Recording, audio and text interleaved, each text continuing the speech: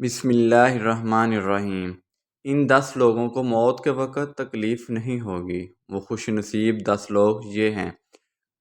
نزاع کے وقت مسلمان کو جو تکلیف ہوتی ہے اس پر اللہ رب العزت کی جانب سے نیکیاں عطا کی جاتی ہیں، جیسا کہ سنن ابن ماجہ میں روایت حضرت عائشہ رضی اللہ تعالی عنہا سے مروی ہے کہ رسول پاک ان کے پاس تشریف لائے، اس حال میں کہ ان کے پاس ان کا کوئی قریبی رشتہ دار موت کی سختی میں مبتلا تھا۔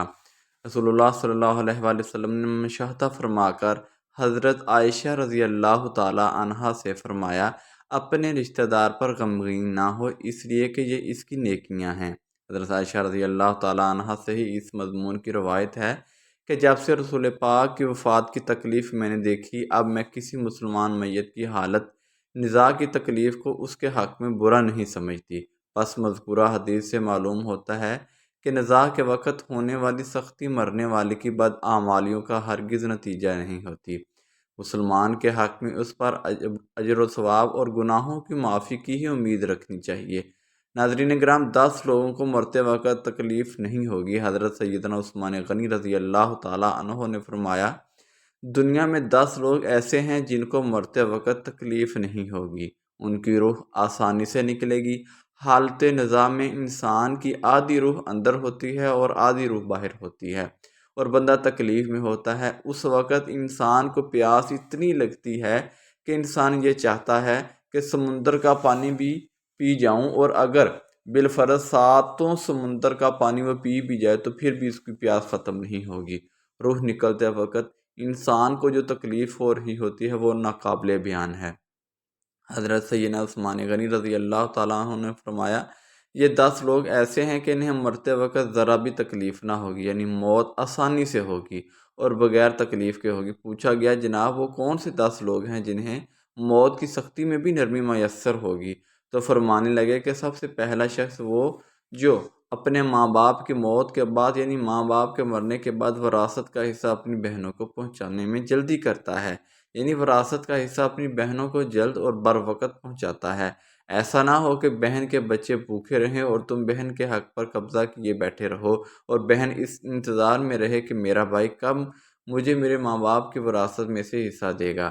بہت بار یہ بھی دیکھنے میں آتا ہے کہ بہن کی شادی نہیں ہوئی جبکہ والدین دنیا سے رخصت ہو گئے، تو بھائی نے کہا کوئی بات نہیں، جب بہن کی شادی کروں گا تو اس کا حصہ اسے جہیز کی صورت میں دے دوں گا۔ یاد رہے کہ اسلام میں بہنوں کو جہیز دینا فرض نہیں جبکہ ان کا وراثتی حق دینا فرض ہے۔ دراصل عورت کو جہیز دینا یہودیوں کی رسم ہے، اسلام اس کی ترغیب نہیں دیتا، لیکن اسلام میں عورت کا وراثتی حصہ دینا فرض ہے۔ اور واضح رہے کہ والدین کے ترکہ میں جس طرح ان کی نرینہ اولاد کا حق و حصہ ہوتا ہے، اسی طرح بیٹیوں کا بھی ان میں شرعی حق و حصہ ہوتا ہے۔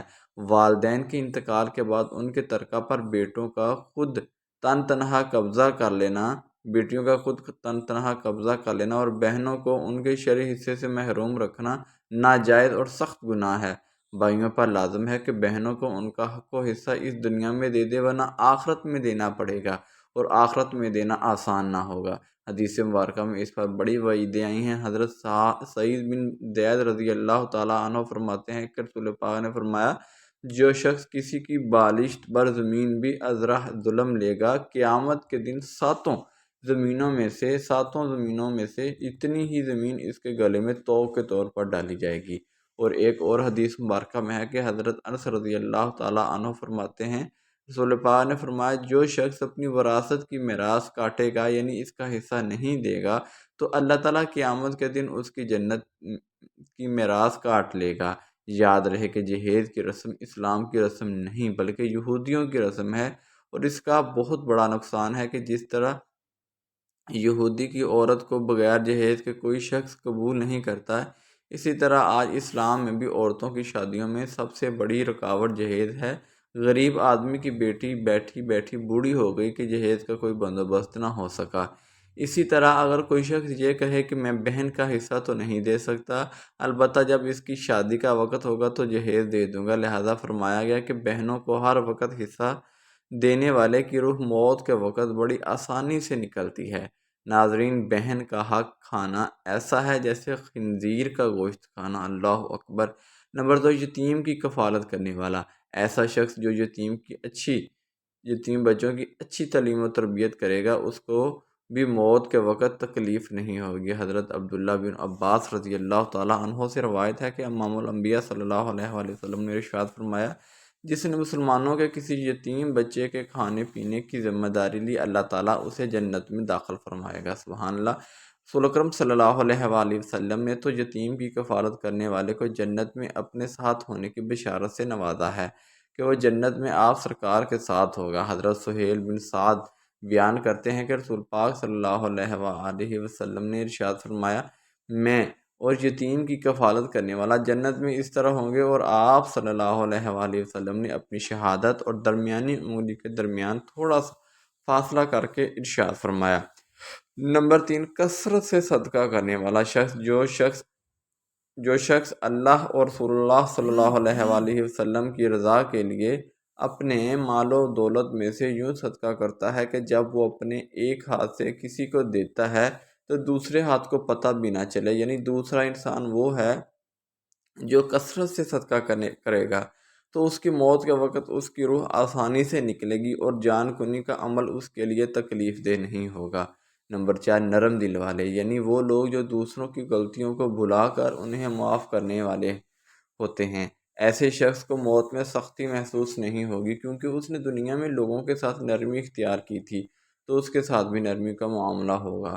حضرت ابو ہریرہ رضی اللہ تعالیٰ عنہ سے روایت ہے کہ نبی کریم صلی اللہ علیہ وآلہ وسلم نے ارشاد فرمایا، جنت میں ایسے لوگ داخل ہوں گے جن کے دل چڑیوں جیسے ہوں گے، یعنی چڑیوں کی طرح ان کے دل نرم ہوں گے۔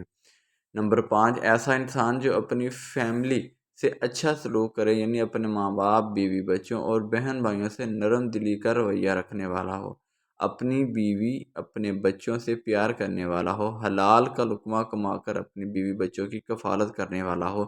بزرگان دین فرماتے ہیں کہ جب رزق تنگ ہونے لگے تو دسترخوان کو وسیع کر لیا کرو، یعنی اپنی بیوی بچوں پر خرچ کرنا بھی صدقہ ہے، انہیں کھلانا پلانا صدقہ ہے۔ لہذا ایسا شخص جو اپنی فیملی پر خرچ کرتا ہو اور اس سے اچھا سلوک کرتا ہو تو جب وہ دنیا سے رخصت ہوگا تو اس کی روح نکلنے میں آسانی ہوگی اور اسے کوئی تکلیف نہ ہوگی۔